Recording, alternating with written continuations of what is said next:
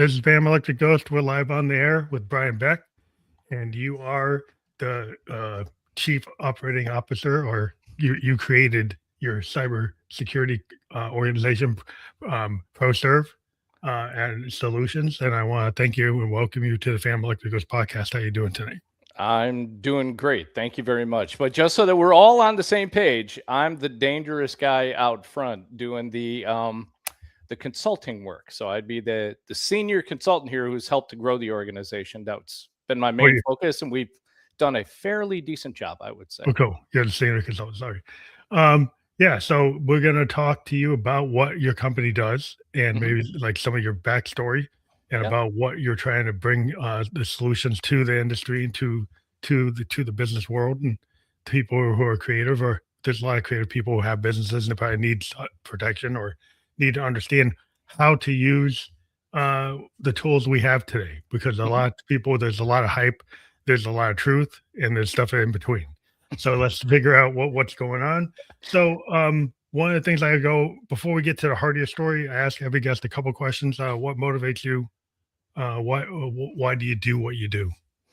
Motivation, honestly, is I love education and I love the challenges, but I also love being able to do this stuff so that my family can benefit from it, right?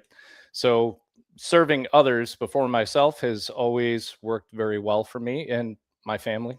So that's my biggest motivation that I've got. That's pretty cool. We always want to see people who like kind of pay it forward and actually have a like a vision of why they do what they do. And let people know we put the QR code for Proxurve up there. So if you want to check that out while we're talking, it's out there so you can check it. And then, yeah, well, that's something we've been doing lately. We think it's pretty cool. It helps people kind of follow along. So if you kind of give the kind of high, maybe the elevator pitch of what cybersecurity concepts are or what they mean in the world of AI now. Yeah, well, when you frame it that way around AI, because obviously it's continuing to evolve, right? And cybersecurity has always been the preventative measures to be able to try to help organizations keep their data and their clients safe. The thing that I try to do is align with the business leaders so that we understand what their business goals are and make sure that their technology is going to be able to help support them reach those business goals. So it's, most IT is about plug the hole and hey, that looks broken and now I'm going to react to it and I'm going to fix it. Our goal is to be able to go in there, truly understand what the business goals are for the business owner, the business leader, the leadership, the C-suite within the group. Or if it's a venture capitalist group, then work with a venture capitalist to be able to say, where do you want to grow this organization? What are the timelines? How do we need to be able to get there? And then design the technology ecosystem to be able to help support that, as well as develop transformational tools that, around AI that says, hey, these workflows can be automated. These workflows can be created to be able to support an organization with a growth pattern that looks like X without disrupting the culture of the organization. That's the biggest thing, right? It's not about people replacement. It's about complementing your people and being able to maintain. Critical thinking is huge, and that's where a lot of the wealth of the organization comes from, right? It's the unique culture that organizations and leadership designs and builds and then delivers to clients. So let's help you do that. Yeah, I think some folks don't understand AI. I'm a business system analyst. I've been in technology, data analytics for financial services for since the 90s. Oof. So there we go. I'm at 58, but I've been working since the 90s from COBOL to now.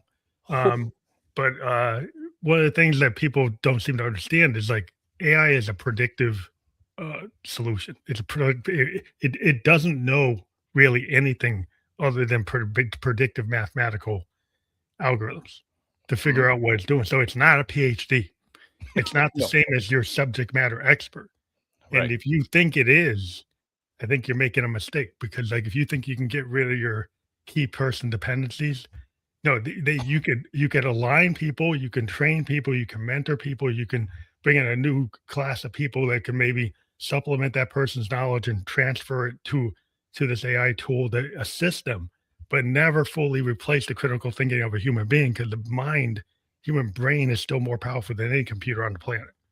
Yep, and runs on less power. Also. Yeah, it's another thing. I mean, we're gonna end up with like organic computers eventually because of the power usage issues, but I think we're gonna have to go looking for that solution. But um I think it's interesting when people try to figure out like it's like the shiny object, it's like Yes. hey, everybody's got to use it.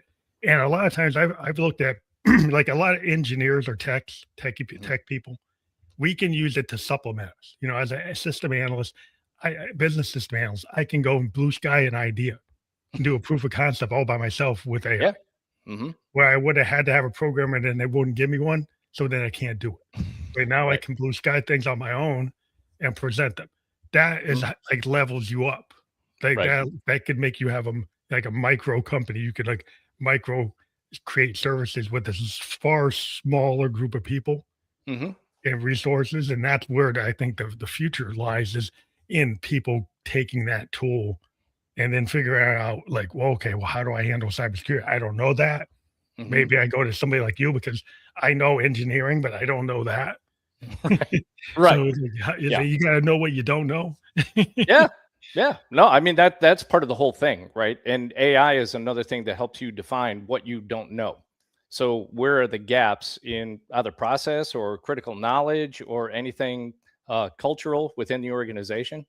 And what we try to coach people towards is that it's not about getting an immediate return. If you're looking for an immediate return, this isn't it, right? This ain't it.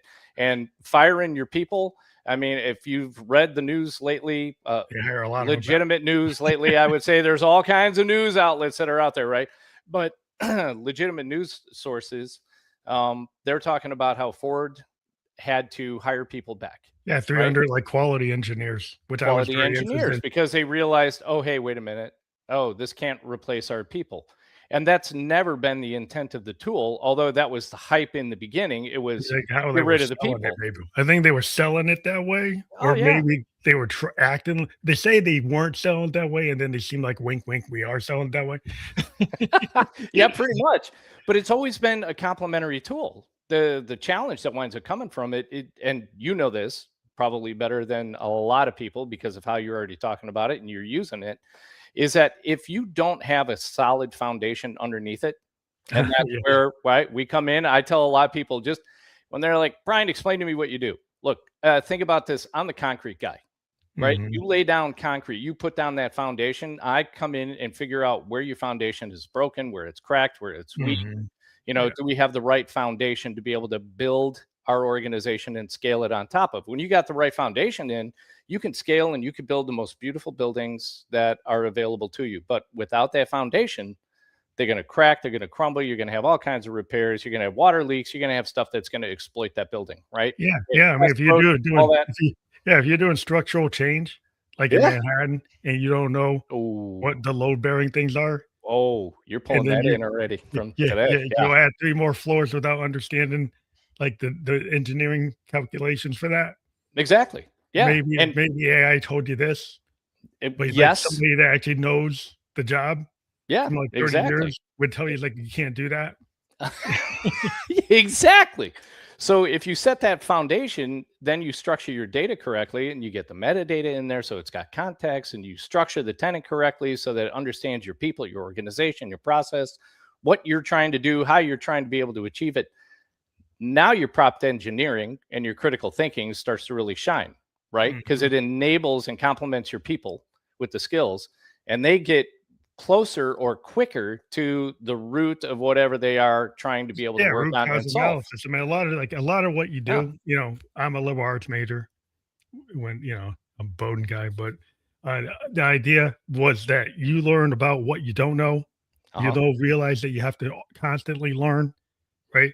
And you challenge yourself to not just be within what the algorithm gives you, Right. but what the algorithm doesn't give you, and Yep. what the other person might be saying, and then figure out, well, maybe there's something I can learn from that, Mhm. right?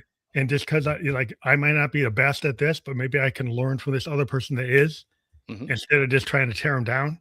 It's like Yep. there's this idea, like maybe you should try to learn and make it a Learning, yeah, that it's takes a time and lifelong effort. it's a lifelong thing, and there's no quick fix. I mean, everybody's always selling the Right. quick fix, Mhm. but it's like really like you do the quick fix, it tends to like come out pretty bad. Oh, yes, it will come back and bite you. That's for sure. You just don't know how bad that bite's going to be and how long it's going to take to recover from it. But yeah, I mean, that's for us, that's about AI, right? The AI solution. Lay down that foundation, understand what you've got, understand where the gaps are. Let's build around that. And you have to upskill your people. And then once you understand how that culturally is going to affect your organization and the teams that you're trying to be able to do, you also have to understand from a leadership standpoint, how's this going to affect my leadership style and how I communicate with my people and reset expectations for what they can now produce because of this tool. And all these speculative numbers that are always out there. I don't know. I'm sure you see them.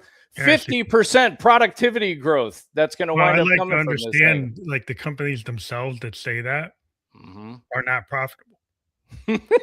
Oh, you caught on to that, have you? Yeah. So it's like they're kind of like a little like they're all selling to each other. Right. So how is that? Like you're not really making a profit when you sell NVIDIA selling to Oracle and Oracle selling to them, and everybody's going back and forth. It's all kind of insular. I'm like, okay, well, show me what your profit loss is. Right? Yeah, I'm in financial service. I'm in banks, insurance companies. We look for like we want to know we have real assets to be able to pay the claims. Right? To be able to do. We don't have like crypto assets. We don't have like vaporware assets. We want to have something real. And some of these people are kind of putting out a lot of vapor. So oh yeah. Those things, when we walk in and we have the conversations, it's you got to define how you're doing what you're doing and define how big the gaps are going to wind up being so that you can start to set a realistic target. So is productivity going to increase by 5, 7, 12, 15%? Maybe, depending on that particular team. Are you ever going to hit the 50? Maybe, but it also depends on maturity of the model and adoption rates that are going to wind up coming into this. And by the way, that's not going to happen year one. No, unless you some kind of stroke of magical genius comes out of the sky, that's not going to happen. Well, so let's project that out. Well, like you kind of get these people like, well, I'll just knock out, like 30-40% of our workforce, right? And then think I'm going to get all this productivity from the compute. But guess what? Your compute cost is more than your workforce cost. Yeah. And your compute cost hasn't shown that you actually made any real moves in the amount of money you spent. Right. Yeah. So like you have to have the business case or the use case to prove to me what you're actually doing. Like, have you increased your efficiency by 30%? Have you increased people actually click through, buy the thing, buy the service? Are they actually doing it? Are you making your cost to actually build it less? So you're more profit. What have you shown that you can do?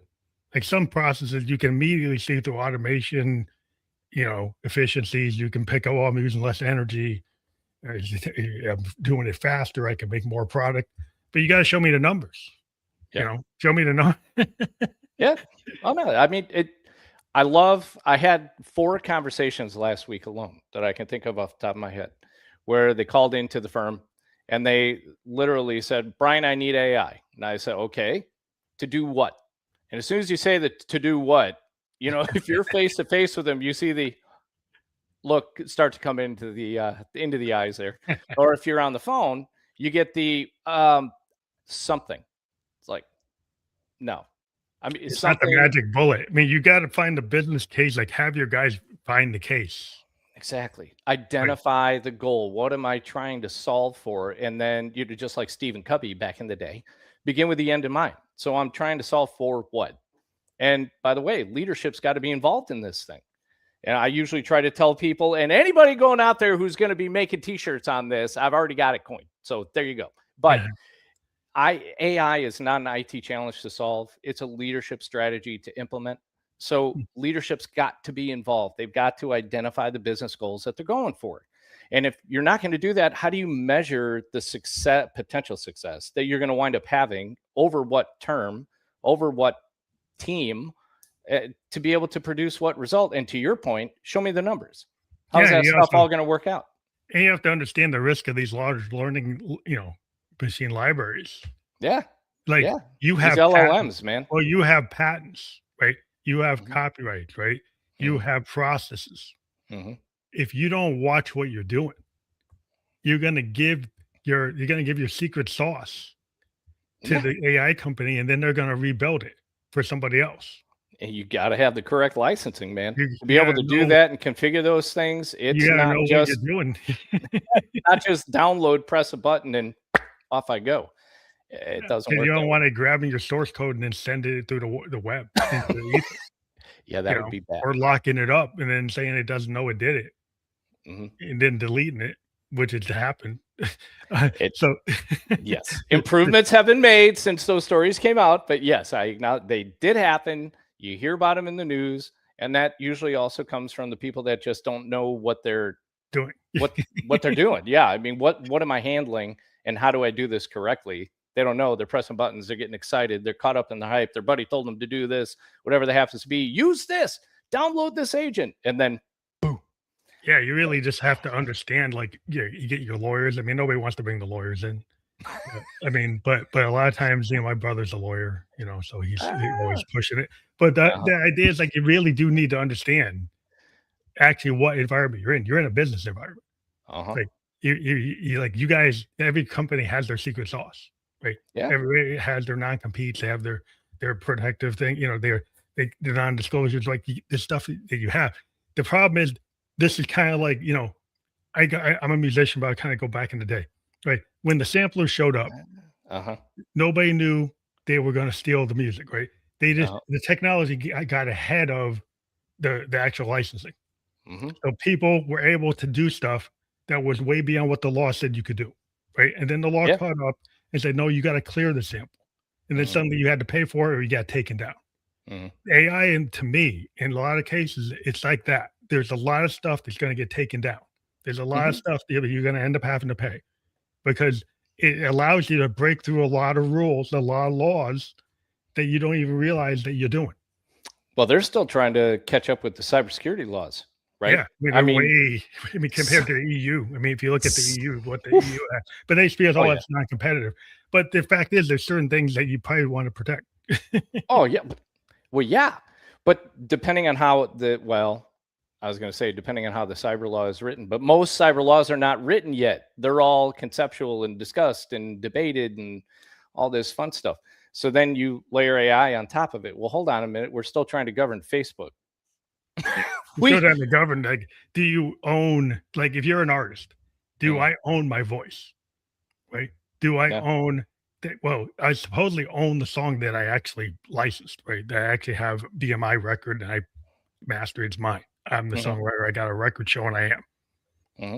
But like the language model happened to train on it. Can my label let them do it? Then it Hmm. shows up on like one of these apps. Yeah. It shows up and they're not paying me, Hmm. right? So what are you doing? Exactly. Because like, Exactly. because that's what's going on. Yeah. So wait, you were a musician, Yeah. I was a musician. So what did you play back in the day? And you'll Well, I see where still I'm going to play. go with I this. still play. I got my Oh synths yeah, behind me. you got I'm your a synths. Okay, yeah. so you I'm a keyboardist, pianist, synthesist, sound uh, designer. there you go. Okay, so that was back in the day. I went to Chicago Music College for a while, and we were required to take piano. My nemesis. I cannot for the life of me. You can't I do the can't. keys. I just can't do it. But bass player, so played for a number of years. Bass player, I did all kinds of cool stuff, and I got to be able to travel around, meet some cool people. The thing that I didn't realize during the music career that I had, which was right during the day, I've been in technology since I was 15. I mean, I didn't even have my driver's license yet, and I was already working on laser printers and Mhm. Windows NT and Windows NT 4.0 and all that kind of fun stuff back in the day. I mean, I've been around for the whole thing, right? The internet didn't even exist. It was ICQ back in the day. Oh, I My remember the green screens, There you go. Yeah, DOS 1370s on the 622, COBOL, man. DOS machine language. 622. Yeah, exactly. So I mean, I grew up in all that. So I got to grow up and see this whole generation and all the things that it's evolving into and continuing to evolve, which for me is fun. It's a continuing challenge, right? I can't get bored because it never stops. Well, it never So stops. No. yeah, I mean, every once in a while, I do have to admit, I hit a day where I'm like, come on, it's Monday. Can we just not? But And then you come back to it later in the afternoon, you have like a Monster or a Ghost energy drink or whatever, and you're like, boom, I'm back in it. But the music thing, what I didn't realize over the years, what I was learning was communication skills. Oh yeah. I had no idea, right? All the different people that I would meet on any given night. Sometimes you're playing to literally the bartender and the sound guy. And then other nights, I'm playing in front of a few thousand people, depending where we were at and what we were doing. And you always had to meet people, and you always had to be able to be ready to communicate in different ways, different styles, different music, different people that you were talking to. Right? It's a frequency, and the cool thing about being a musician compared to other artists is immediate feedback. Like if you're a stage actor and you're doing Broadway, off Broadway, you get immediate feedback. A musician in front of a crowd, you get immediate feedback. Yep. When you're in the studio, it's less so. Then you have to kind of think about like, oh, you talk to your engineer, your producers, and the best of the band. You're like, are we hitting it or are we not hitting it? You might think you're hitting it. You come back, if you look at it the next day, say, oh, we didn't hit it. But but immediately when you're on stage, you get that immediate back and forth. You feel the room, depending on what kind of room, what kind of stage you're on. You're picking up the nonverbal and the verbal, the scent, everything. It's like synesthesia. It's like, that's why musicians, we love it. It's because it's like, it's that passion of being in the moment and being able to like have that like synergy between your instrument, like whether your instrument's your voice or you playing an instrument itself, and then how you interact with the bands, like playing on a sports team. Like when you're with a really tight band and you're really into it, it all works. It's like you can use the sports analogy. You can use I use the music analogy like a lot of people use sports. I always try to say that you can use that across any industry. The teamwork involved in a really tight band is the teamwork you need in that startup. Well, yeah. And being right, I like to joke with people. I was the bass player. So AI for me is perfect. Don't tell me to go write a song.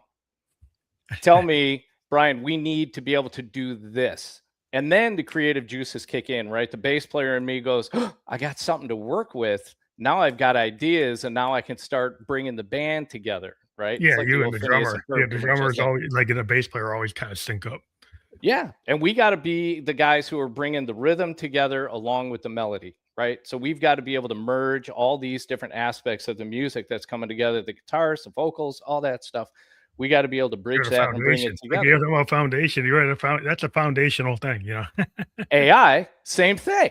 But I had no idea, because sometimes I would show up at a show and I played jazz, I played metal, I played new age, I played all kinds of different stuff. And that was also fun. Classic rock, all those things, different crowds, different people, different stuff, different feel, different vibes for the night, right? Different basses I got to play for the evening, different tones, all that kind of stuff. Cool. It's all cool. Oh, I love that stuff. But I had so many times I would walk into a room and the scariest looking people were the nicest people. Oh, I found that. I went to New York one time, and I'm an experimental, musician. There were all these like real hardcore hip hop guys. And I didn't know if they were going to be into like an experimental electronic, because we're kind of like, we got that like Kraftwerk Berlin weirdness. And these guys are kind of hardcore, and they're like, what the hell is this guy with all these synths? What the hell is he doing? And it's like, and then I was so surprised because they had this like really tough guy image, and they came up to me and they were asking me questions about my Moogs and my Rolands. They were asking me like what I was doing. And so it was like, whoa, you guys are putting on an act, because when they had this bravado and this kind of like look, that you couldn't talk to them, right? But when when they backstage, when everybody's setting up, they were asking me all these questions like, well, you guys are musicians, right? You guys are asking me that kind of right kind of questions. And I was like, wow, I didn't need to be intimidated. It was, I tell you, I got to meet and I'm not going to use names, but I played a metal fest one particular year, and we opened for this particular band that was also in one of my favorite movies, Ace Ventura: Pet Detective. That's the only reference I'll make. And those guys came up, and they were huge. And as far as bass players go, I would be on the small side of bass player. I'm 5'11", right? 205, 210, depending on the week. And these guys are monsters. I'm looking up, they're 6'4", whatever. They got beards like down to here. They look like they haven't had a shower for a month. I don't know how moms raised them, kind of thing, right? And they were the most articulate, nicest spoken guys I have ever met in my lifetime, and I There's will a lot never of forget stage it. presence. There's a lot of stage self Oh, man. going on. But as soon as they got on the stage, man, that personality that came Yeah, out, well, right? that's good. It That's was their like, whole. "Oh, there they are." Well, that's the thing is Right? like everybody's got to have their little thing, their little Yeah, niche. You know, yeah. like Hendrix was the wild man, but he's freaking the most polite, shy guy you'd ever meet. Oh, Very soft spoken. You can hardly, people that talk to him, it's like you can barely like figure away. He's not the wild guy he was, right? On right. stage, they were wild. Mhm. You'd see that with guys like Prince. There's a lot of that. There's a lot. I've seen all kinds of musicians, and like what their stage self is versus like when you talk to them Uh-huh. when they're not on stage is like night and day most of the time. Oh, and I got a chance to meet and open for a band that I grew up listening to, saw their videos on MTV and all kinds of stuff back in the day when music videos were actually on MTV, Yeah, not where today, right? they had music. Yeah, exactly, right? I'd be watching Headbangers Ball at night, staying up late thinking I was the cool kid, and I'd be watching these guys on video, and I get a chance to open for them. I was like, "Oh my god, over the moon." They were the meanest. I had the absolute worst For time. experience. Yeah. Oh my goodness. I mean, they were like kicking my bass stack, and I had a custom bass stack and Oh, sponsored they're and all kinds of knocking stuff. into it. Oh Yeah. yeah. And at first it was like, well, how come these guys are on tour, but the contract says they have to use our stuff? But on the other hand, it's also, hey, that's cool because these guys are going to use our stuff, right? That's a cool story to be able to tell. And then they get up there for sound check and they're kicking our stuff and they're calling it garbage and they're spitting on it with chaw. And I was just like, right? Yes. Some Never people, meet. yeah, they Yeah, never, yeah, then, yeah, sometimes if you meet your idols, then you wish you didn't meet them. that's exactly where I was going. It was like, don't ever try to meet your idols, man, because they will disappoint you. Yeah, But they do. the other guys, I was just like, this is incredible. And you can have a really phenomenal conversation with them. And I would say the same thing goes in business. That taught me in business, that whole adage, don't ever judge a book by the cover. Oh, yeah.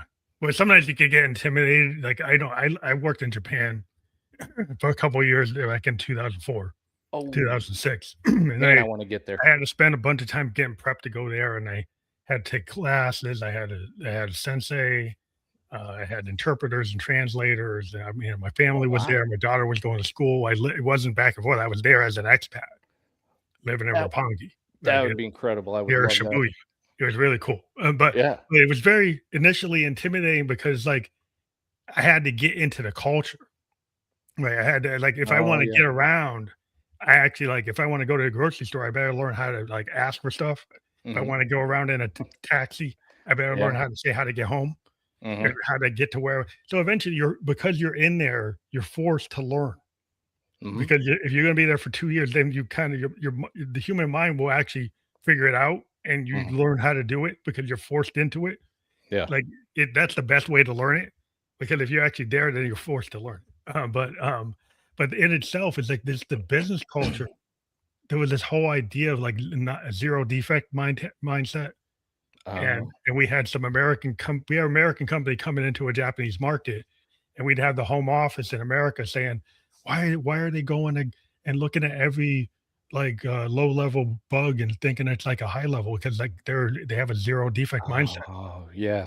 And American guys, we said, well, we can't do that. And I said, well, in this market, when they make a mistake, they call their clients to a convention center and then bow and apologize. Okay. Seriously? Yes. I did not know that. That's They do stuff incredible. like that. And so when you just send a letter. They don't do that. They Wow. apologize to the customers and bring them to a thing and then have a whole session. So it's a different mindset. And so that was the biggest problem was trying to get the American business guys Uh-huh. to actually understand the Japanese business guy. I was kind of Yeah. in the middle trying to help translate that because that was a big problem where Yeah. I was like, wow, I didn't realize That's a that big shift. the culture difference between the two mindsets, the Western mindset and the Japanese mindset was like, oh, it's very significant. That's significant. That's a It's big very difference. Y significant. yeah. Holy cow. No, Yeah, that it's would be fun. It's all incredible. fun living there though, but like it's amazing. Yeah. But yeah, it just teaches you like the just the different culture and just the experience of understanding like how you talk to people. Like Mhm. you started to learn like in America, a business guy might start a meeting like this. In Japan, you have to kind of like tell people what's going to happen before it Mhm. happens. Because if you embarrass them, then you lose face, and then you might not Oh get yeah. anybody to like align with you. So doing the gotchas Uh-huh. doesn't work very well. That doesn't sound like that's a winning scenario. It's not going to work. No. No, no, no. But that I mean, that was one of the things that the main thing I would say when I look back, I had fun and I had no idea that I was learning these skills along the way. And I think it was probably about finally 3 or 5 years ago, right around then, like right around COVID-ish, is when I realized, "Oh, holy cow." That's where I learned to be able to adapt to different communication styles and read the room a little bit differently. Yeah, 'Cause to your point, right? When you're up on stage, you get that immediate feedback. yeah, You're you know either the on errors are or off. you're not. I It's mean, like the there's no like comedian. You 3 people change clapping is when the not a jokes good are thing. like dying. The comedian doesn't keep on doing the dying joke. Exactly. Like, Yeah. you can't just keep if you had a teleprompter and everything you had prepared is not working, you keep on reading off that teleprompter, you're gonna die. Like, you Exactly. better, like, look situationally aware that you can't do that That's a great way to right now, put it. Yeah. you better shift. Yeah, you got to be able to adapt, man, on the fly. And then afterwards, you're not getting out of that room without somebody greeting you or having some kind of conversation with you. So whether you killed it that night in a great way or you killed it that night because you bombed, whatever that is, you got to still keep that face on. You still got to have your wits about you and be Mm. able to have a conversation either about moving on or gracefully bowing out, right? Whatever that's Yeah, going to well, wind up it's a being. learning experience even when you make a mistake, like, as an artist, like, Hmm. you have to make mistakes to get better, right? Right. Yeah, You can't not venture into different things if you're not gonna you won't expand your capability if you no, only stay in the comfort zone, right. right? So in order to get out of the comfort zone, that means you're not gonna hit it 100%. If you never played fusion and you only played bebop, first time you play fusion, you're probably gonna mess it up. Like, are you gonna give up or are you gonna keep on trying? Right. Oh, I tell you what though. So when I went to the music college, we were right around the corner in downtown Chicago from Buddy Guy's Legends. So we Mm, had a vamp class, right, where you're supposed to go in, and I think there was 6 of us, if I remember correctly. And it was a jazz studio where you would have to go in, and they put me on trombone, which uh, but they put me on trombone, okay. which is an incredible instrument to be Yeah, able to you play, gotta but just play it not. though. It's like my heart and soul. My heart and soul is bass player. I love Yeah. the bass, man. I used to fall asleep playing the bass. My mom would wake me up. Hey, what are you doing? And I'm just to Iron Maiden at the time back in high school. But so all of a sudden, our teacher tells us, hey, pack up. We're heading out. Oh, okay. Where are we going? We're gonna go to Buddy Guy's Legends. We're gonna go vamp over there on stage. And I was like, all right, let me pack this up. I'll grab my bass. Oh, no, no, no, no. You're You're playing on that. trombone. Yeah. You like to So I was switch it like, up and see what you can do. okay.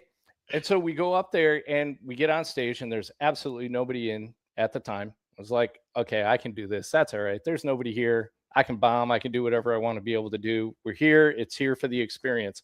Who walks around the corner? Freaking Buddy Guy.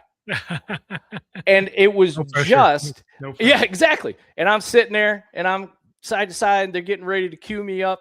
And all of a sudden I see him walk around the corner and he's doing this, got that jazz face on, right? Like, yeah, you guys are hitting it. And they cue me up, and I'm like, dude, you, I mean, I sweat the whole thing, the intimidation factor sinks in. I have no choice, right? I'm Mhm. in front of literally the legend himself. You gotta do And it, yeah. yeah, I got to do it. So I did like 4 notes over and over, just reverse the order where I knew it was going to follow the, the chord structure that we were supposed to be going to. Mm. And afterwards, he came up, he's like, did all right. You did okay. I thought, I mean, that Yeah, was awesome. He gave me a little knock on the arm. I'm like, oh my God, this story for the rest of my life, I'll be able to tell this. And it was incredible. yeah. And as soon as I got outside, I thought I was going to throw up. I thought I Well, was going to lose it's a it. pressure. Yeah. I mean, that's Oh, always interesting with like why I find it is very interesting when you have somebody come off their primary instrument uh-huh. and try a different instrument. Because Hmm. sometimes like I like happy accidents as a producer. I like to kind of Oh, put like yeah. a guitar player on a synth and a Uh-huh. synth player on a guitar and like Ooh. putting a horn like just because they get the kind of Pete Townsend mindset. Like Pete Townsend's a guitar player, but the way he approached the synth Hmm. is different than way Keith Emerson did. Because Keith Emerson's like, this phenomenal keyboardist, Yeah. but Oh, he oh, came yeah. the way he came at the synth on stuff like Barbara O'Reilly Won't Get Fooled Again. His like technique was very dynamic and unexpected. Hmm. Like what he came up with because he wasn't a primary on the instrument. So sometimes when you do that, you can get really interesting things to happen. Yep. And I like to have those interesting things happen because Yep. that's where you make progress instead of doing Mhm. what you know. Let's Right. try go into unexpected and unknown. Yeah. No, exactly. I mean, that creativity winds up coming out. And like you said, all of a sudden you're like, oh, wait a minute. That could work. Yeah, That does happy work. accident. Let's build on that. Yeah, the happy accident. I love that. The happy accident comes out of it. And to me, I stepped out of playing. We had a couple of unfortunate happenstances. We finally got the deal, got torn up in our face. That wasn't a fun day, kind of thing. And I was going to be a dad. And I said, you know what? That's it. That is life trying to tell me that you've done what you can do. You Mhm, had a lot of fun. You had some great memories, but you're going to be a dad. And to me, that was always going to be the greatest privilege of my life. It was going to mhm. be a dad, and I wanted to be the greatest dad ever. I wanted to be a legend. Be the pariah. So I said, you know what? I'm good. I'm good. I had my fun. I had my ride. I got some stories. This was great. I'm going to be a dad. And technology was always there for me. And now my son, I try to keep he is an absolute beast, esports beast, like nobody's business. I can barely play checkers with him or keep Right. up with him with virtual Monopoly because the hand eye is just incredible. But his critical thinking skills and he's super proud of him. He's getting ready to go to college, so he'll be leaving at the end of the summer. Mhm. He's honors program and absolutely incredible. He is me 2.0, no doubt. He's left me in the dust. But being able to leverage technology and adapt to it and seeing all these different things and the evolution of it helped me coach him up. Right. Yeah, because you And can't be afraid of it. Because I like there's a whole group of no. people that are like, I understand when there's something new, Hmm. right? And there's something maybe should be regulated and it's not. I understand that because Yep. I was a liberal arts major, like political science and sociology. I understand consequences of Ooh, societal situations. Like, they have to have some kind of framework. right. There's a reason why we have frameworks. Hmm. But tech has always been an issue. I mean, even as a guy that likes electronic instruments, Yeah. the purist back in the day in the 50s, Hmm. when Robert Moog came up with the Moog, there's all these people from the the high end, uh, you know, high end, be like, I don't know, like the people who go into the this highly disciplined musicians, classical musicians. Hmm. He said that's not an instrument, that's a machine. Right, Uh, the first Mogs, and highly critical said they wanted to ban them. They said these things are terrible. mhm. And the fact is like, like Sun Ra, one of the greatest jazz musicians ever, he got one of the first Mogs and started to use it and prove that, like, you can use this in a very expressive, like, art form like jazz, you know? Ah, And he was able to prove that, like, it is an instrument. mhm. Right, and then Keith Emerson went again, he proved it was an instrument. Bunch of these guys, the guys from Yes, they Oh, all yeah. proved that you can use it even though it was a machine. So even with AI, like if I've been playing with AI to do generative music against some of my oscillators, my analog oscillators, and having be triggers. So you Wow. can use like tech, it can always be used. Depends on like if you're Rudy, you got 20,000 hours, 100,000 hours as a musician. Uh-huh.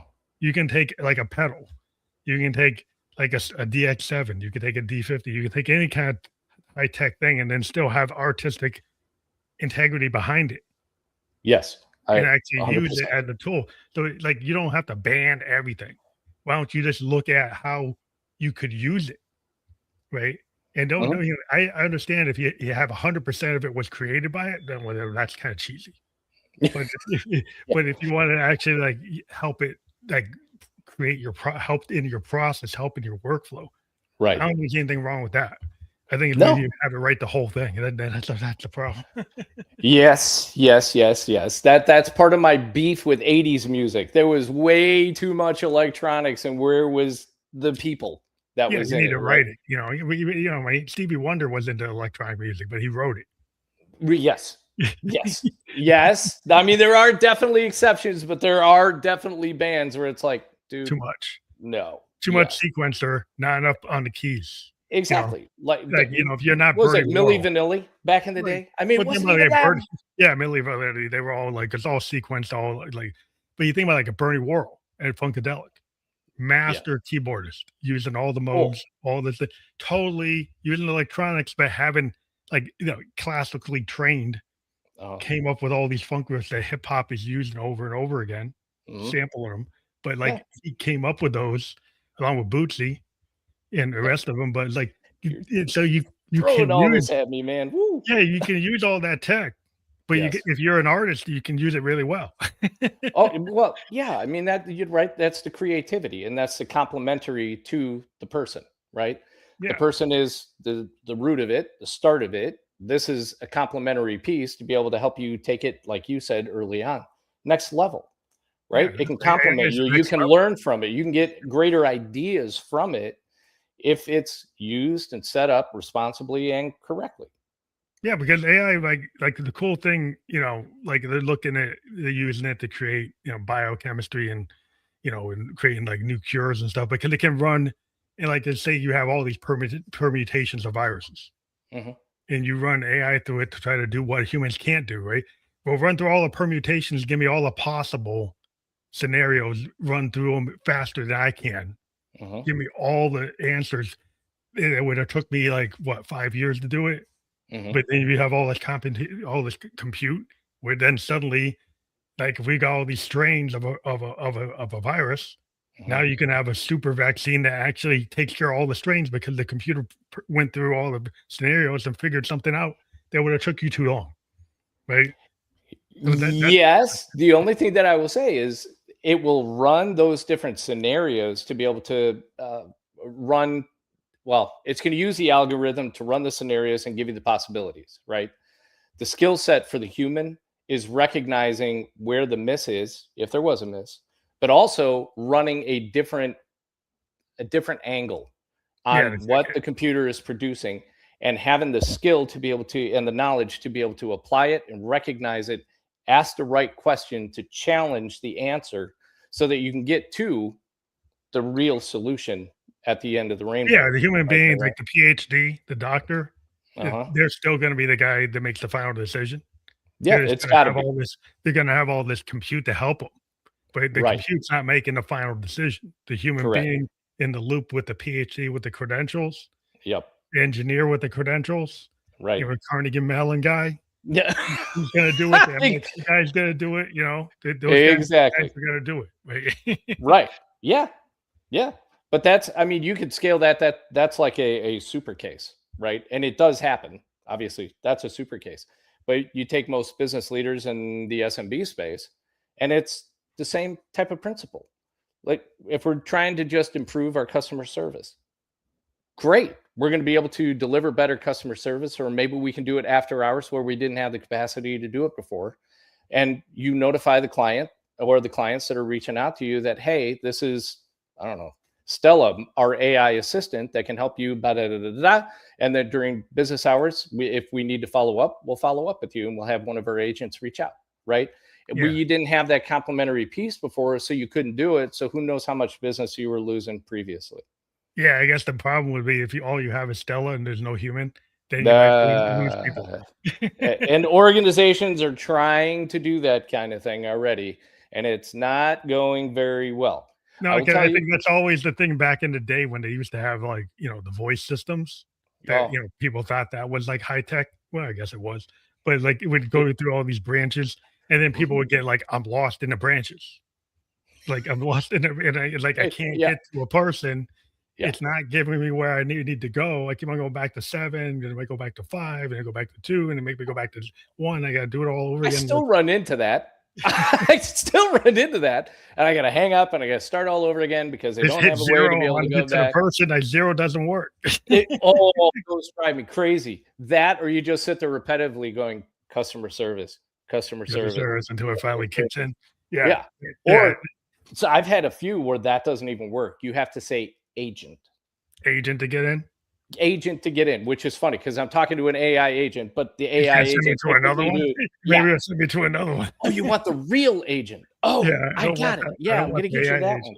Yeah, you don't want customer service. You want my big boy agent. Okay, whatever. I don't care. Just let me talk to somebody, right? So Mhm. that's just another fun use case. I had fun with the whole music thing, man. That was Well, it's always all fun, but like cybersecurity, like is so important because you know, out there in the world of hackers, they're always trying to find the next way to blow things up, like or to get into yeah, something, right? They're always trying to figure out a way, like, well, we can blow through all your encryption now. yes, We can blow through all your all your extra like identification capabilities you've been using. Now yeah. this tech, it can run through all of it and still get into it. Yep. MFA is no longer the solid deterrent that it was, say, a year ago, year Because and the a half compute, ago. right? Because the compute can these guys can figure out how to use the compute and get around it. Well, yeah, and what they wind up doing is they wind up pounding for the most part. They'll pound your MFA, so you keep getting all these notifications, and you don't know why you're getting these notifications to authenticate your MFA, and you keep going no, no, no, no, no, no, no, and you finally just give up, and you're like, whatever, just go away, and boom, Breaks they're through. in. Yeah. Yeah, they wind up breaking in. And it's all AI driven on the back end to be able to automate that through that kind of process that quickly. And that, to your point, cybersecurity has got to continue to evolve to the layered security and the layered standards. When you have organizations that are trying to shortcut it or not really implement fully all the way across their 7 main layers, if you're not going to go across the 7 main layers, you're going to create a gap. AI is going to find that Incidents. gap, Incidents. and Yeah, boom, they're going to be in, right? yeah, but the thing is, like in your business, like you teach with like the clients, like the cost of an incident, right? Versus like you being cheap because you don't want to spend it, right? And then Yeah. what is the cost of an incident if they Uh-huh. break through versus you actually paying for the level of security that you need. Right. I still have the conversations where people are like, so tell me how much it's going to cost. I'm like, it's about protecting your organization, right? It's the Mhm. liability, it's the legacy that's there. It's not Brian trying to pump up a cost or try to get more revenue out of you. It's, do we have cultural alignment? Because when you're asking me that question, we don't have cultural alignment. Right. I mean, there just isn't. And are you going to be invited into the strategy conversations to have those conversations about, we're going to do this acquisition. We need to take a look at that infrastructure. We got to marry it up to our existing infrastructure. What's it going to cost? How are we going to do it? What's the timeline to be able to get there? And by the way, if we have compliancy needs, how do we make sure that these things are going to wind up marrying up?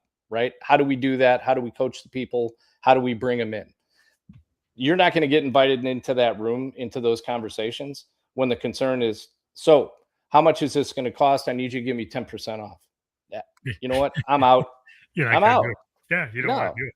no. And you're probably going to be the one getting acquired rather than doing the acquiring down the road because something bad happened. So let's not waste either one of our time any further. Or there's a nicer way to be able to say it, I guess. I Yeah, will respectfully bow out and provide another organization the opportunity to work with you. How about but that? it seems like in this world there must be a lot of work. There's a lot of work. There's no shortage of work. But I will say, I live in Indiana, and we've been very fortunate. You see some of the awards that we've been getting lately Mhm, over around my screen. But in Indiana, it's very relationship driven. mhm. In the Midwest, right? The Midwest is very relationship driven, which we really appreciate. But that also means that for the most part, when you prove that you are able to deliver on what you say you're going to do, you get invited into those conversations. And then when you continue to provide and you continue to deliver and they see you as that strategic partner that you set out for in the beginning, then you have something special, right? You got long-term relationships that wind up getting developed. Your organization grows. You start getting these things to be able to put on graphics and Yeah, whatnot. and I mean, it's like my father was an insurance agent for like a big insurance company, but like he built relationships. So Yeah. he had like the father, he's got the son, he's got the son's wife, and then her friends, and then her nephews and nieces. Like it built this big like web of Hmm. all through reputation and trust Yeah. and word of mouth and just showing up Right. and asking people how are they, right? Maybe Yeah. not even selling anything one time, just having a conversation at a coffee shop, not doing a forced sell, Yeah. like every time. It's like being able to actually tell stories and actually be a like person that say, hey, I'd like to hang out with that guy, right? Yeah. So then Exactly. once you build that kind of like face to face, I mean, I'm from the Northeast, I'm from like Massachusetts, New Hampshire, Maine, Yeah. but it's the same. Like people like it when you walk, if you go into Maine and you walk into like the local diner Hmm. and you know people, like you can sell to the people you know. Yeah. Well, and a lot of times it winds up coming, at least in my industry and here in Indiana and some of the surrounding markets, when you walk in and they know that you can deliver and that they don't have to feel on guard like you're trying to sell them anything, you're there to be a strategic partner. You want to Mhm. see them be successful, right? Like I talked about earlier, service before self, right? I'm part of the Rotary out here, and that's part of the motto, right? For the Rotary International, it's service before self, service above self. And so I walk that out. And that's part of the reason that Rotary fits me really well, Yeah, is that's cool. because that's just my mindset. And business leaders recognize that. And when you are able to deliver and you walk that out consistently, the Yeah, guard goes can't be down, the beat. conversations happen, right? And then you're delivering the results, you're helping their organization be successful and helping it grow. That's one less thing they have to worry about. And if they have a challenge, they pick up the phone and they're like, hey, Brian, I got to bounce an idea off you. Yeah, what's going on, Chris? How can I help out? Right. And they know it's genuine. I'm not looking for an angle to try to be able to provide them with something. I'm there to listen. And if they need me, they let me know. And That's then interesting. let's Yeah. build it. 'Cause listening, I think, is a big thing today. Because like a lot of times people go into a conversation and they're trying to like they're not really listening. They're Hmm. kind of like pitching whatever they're pitching. Yeah. And most of what you know, people have a filter, right? Right. And as soon as they hear a certain thing, it makes their mind go a certain way, Hmm. the way they're more comfortable with going. If Hmm. you don't go ask somebody like, "What did you think I said?" Well, how did you actually hear that? But if you just keep on going, you're trying to win, or you're Hmm. trying to be like the guy that's like got the brilliant thing to say, you're just more concerned about how it sounds Hmm. than what it really means. Yep. You're Yep. not gonna really win. Well, yeah. No. And you miss a learning opportunity. It's always a learning opportunity, right? Every situation you can look back and go, wow, I shouldn't have done that. I could have done this, right? Every conversation. So I prefer to listen. And if they say, Brian, tell me what you think. Okay. And I'm going to tell you what I think, right? I'm not going to filter it. I'm not going to slant it. Here's the facts. Here's my thoughts. This is what I think works for you guys. But ultimately, it's your organization, it's your team. I'm the guy on the outside. I'm just trying to help provide an impartial opportunity. You tell me, hey, I don't think that's going to work, Brian. Okay, that's fine. You had an educated decision. You got to make an educated choice for your organization. And it may come back around where they're going to be like, hey, Brian, you know that thing we talked about 6 months ago? I think we need to do that now. Mhm. Okay, sounds good. You guys weren't ready for it then, but you're ready for it now. So let's walk it forward. Let's put the pieces together, make it It's happen. cool to keep the door open. I mean, that's kind of what are some key lessons learned? Can we kind of winding down the episode? But I Mhm. always ask a couple questions about like key lessons learned in your business. If there were like 3 key lessons that you learned over the years, how would you relay those? One that we've been just talking about, listen, right? don't try to tell anybody or try to be the expert on all things. I always like to walk in and say, look, I don't know everything, but I got a great team that works alongside me, that if I don't know the answer, I'm going to bring them in, because one of them is going to be the expert. I'm the facilitator. Let's bring the right people with the right team in the room to have the right conversation, right? To be able to get to the business result you're trying to be able to get to. So don't always try to be the know-it-all. Listen at more than you speak, I would say, is going to be the thing. And realize that education never stops, especially in this industry. You cannot sit here and tell me that what you did 10 years ago is still the way to do it today. It is Definitely. not. So always be humble and learn. That's the one thing you learn, you know. Like I've been, like I said, doing this stuff till since the 90s. And it was all mainframe. And I with the insurance company. Some of those guys still have mainframes. But Wow. but Wow. yeah, they do. Yeah, they're starting to learn, but it took a while. But just a little bit. But it's hard. I just think it's fantastic that we had this really wide open discussion. We even got to talk about your base plan. We do have the QR code for your URL there. It's the same one. That's for Proxurve on the bottom there. And we also have your LinkedIn. Those will be fully clickable. But if people take their phone and take a scan of that QR code, and if they go to your website, what do they find? Well, if they go to proxurve.com, they're going to wind up finding out about our organization. So our team, how we approach business leadership and technology alignment, and AI strategies as well. That's awesome. So we do encourage people to check that out. Use the QR code or use the links. We have been live on LinkedIn, YouTube, and Kick. We'll be on all the major podcast platforms where you can listen to or watch a podcast. But end of day tomorrow. But I want to thank you for being a guest on the Family Electric Goes podcast. And I do encourage people to check out the services that you have, the proxurve.com. And I want to thank you for being on the show again. Absolutely. I appreciate the time and the opportunity. I had fun, man. If you ever want to do it again, just let me know. I'm in. Oh yeah. If you guys want to have something you want to tell the customers about, you got a new process or new services you want to talk about in the future. We have people come back when they want to show the world what they're doing. So if you want to do that, let me know. Thank you. Absolutely. You got it. Thank you.